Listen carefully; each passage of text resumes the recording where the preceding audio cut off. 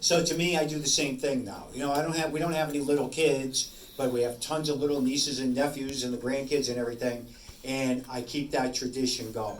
You know, I just lost my mother-in-law, which I was very, very close to, a few months back, and I have a wicked sense of humor for anybody that knows me. You know, I said to my wife, I said, go over and get Ma's tree. And she goes, oh God, what are you doing now? I said, we're gonna put that tree up and we're gonna put it in the front living room. It was a little white one that she had. And she just kept looking at me. She goes, you're up to something. She goes, I don't know what you're doing, but you're up to something. Well, she was cremated and we have our ashes. And they've been sitting on our dining room table because they didn't split them up or anything like that. And I took the box of ashes and I put them underneath the tree in the front living room. And my wife turned and looked at me. She said, I knew you were up to something. She said, but we can't do that. And I go, well, why not? Ma would love it. She goes, we got to put her underneath because we don't want to scare all the grandkids. So anyways, Ma's sitting underneath the tree now. So, and the other thing I love sharing, and it's funny, is that Cher has 2 sisters and 2 brothers, and they were all there at the house, and they were going back and forth and bickering over it, things. And I went and got her mother's ashes off the dining room table, walked in the kitchen and started imitating my mother-in-law. Shut your mouth, leave it alone. Why are you all arguing? Why are you fighting? And I'm pushing the box around and they all freaked out. But again, I always try to take that and incorporate things and try to keep the light side. And even though I'm a paranormal investigator and I do a lot of these things, I think humor is a very important thing. And it helps bring people back up when they're down and everything is bad. And as crazy as stuff gets, I always will find the humor and find the light in something to bring it to the forefront. How many of you ever watched Haunted Collector? Has ever watched it? Oh, thank you. Thanks so much for watching it. And, again, it came back with a very strong presence in reruns, and it did better in numbers in reruns than it did when it originally aired. So that was a very interesting type thing that you watch and you see with that stuff that happens. Now I'm hitting 46 years being in this field. 46. That's a lot. Thank you. I appreciate that. And we all. How many of you watch all the other paranormal shows? There's a ton of them out there, and in January there's another 9 to my knowledge coming out. But what I like about it, and I always try to tell people to comprehend and understand it, that a lot of times with the shows they look at things differently or they see things differently. But the cool thing with me, since I'm the old man on the block, you gotta remember I knew all that before all our shows even came out. Jay, Grant, I knew them when they were kids. I knew Jay before his kids were even born. So, Amy, Adam, Chippy, that's my buddy. I call him Chipperella, but he's my buddy. I mean, all these different people that are on a lot of the different shows, I know. Even, Red and Twist and I were talking early with Alexander Holzer. I find it very intriguing. I find the show interesting. And I'm glad to see that Hans is finally getting some recognition. The man was a phenomenal individual when he was around. He was back during my time framing, and I used to read a lot of his books. So again, to see that and see that he's getting that recognition, because you'd be surprised today how many people in the field don't even know a lot of the people from way back when in the 60s and 70s. We got Barry Taft, we got Edna Ray Warren, we got Hans. So many of these people that, a lot of the younger people, I'll talk to them and they don't even know who you're talking about. And I just stand there and I cringe and I go, man, did I get freaking old.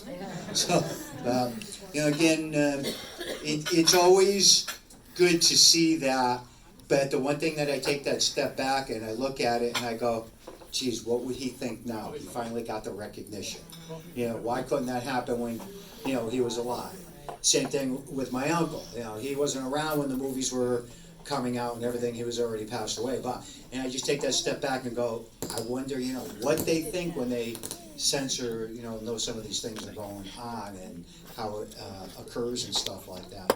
But, I never structure things when I'm speaking because I dislike that very much. And the biggest reason I dislike it is the fact that I like people to start asking me questions, because then it gets me to lead down some of the craziest roads or some of the craziest stories that I normally don't talk about.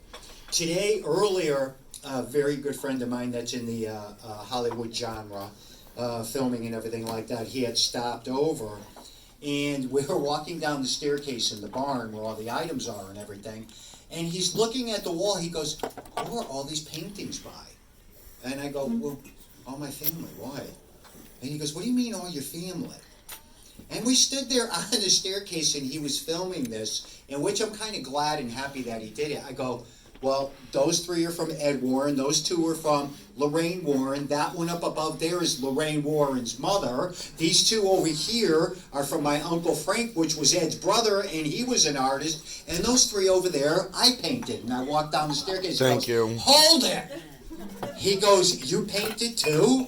I go, "Yeah." I said, I did for quite a few years, and then I just stopped one day and didn't continue painting. And he's looking over at them and everything. He goes, "You painted that one?" And I go, "Yeah, why?" He goes, "That's Annabelle." And I looked up at it and I went, "Yeah, so?"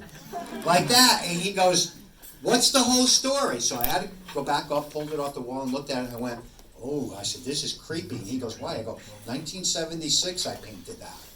I said, "Now that's creepy," and everything like that. And I just stood there, and he goes, "John, I got to film this. No one's ever heard about you even painting, let alone painting Annabelle." I said, "Well, here it is, and now you get to see it." And we just talked a little bit about it in some of the paintings. But I probably got one of the most unique paintings that hangs up over the staircase.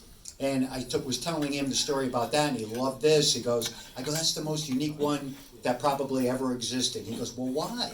I said, "I painted it, Ed Warren painted it, and Lorraine Warren painted it. They used to have an art studio before the museum, and I used to take art classes with them. While I was working on this farm scene, and my uncle come over, he had his input, he started painting. Lorraine came in on the other side, she started painting, and the both of them got into a screaming match painting this. But I looked up at it, and I said, how unique is that? How many people could say they have an Ed and Lorraine Warren / John Zaffis painting hanging in their barn? Not many. But right now, I'd love to open up the floor. Please feel free to ask me anything you're thinking about. I don't take offense to anything. If I don't know it, I will tell you I don't know it. But you want to ask anything about the Conjurings, Amityville, any of that stuff whatsoever that you're thinking about, please feel free to ask and try to answer it for you. All the way in the corner. Yeah. Last time you spoke here, you had mentioned that one of the boys was going to do a movie about the Amityville. Yes. Did they ever do? Or? That would be Chris Lutz / Chris Porrentino. Hopefully I'm pronouncing it correctly. I know he was in the process of doing one. I don't know what the end result was with any of it. I know the other son, he had done a documentary on a lot of the stuff with the Amityville. And I never actually ever seen that one, and for the life of me, I'm trying to remember his name, and I can't remember the other brother's name. Chris, I know personally, so.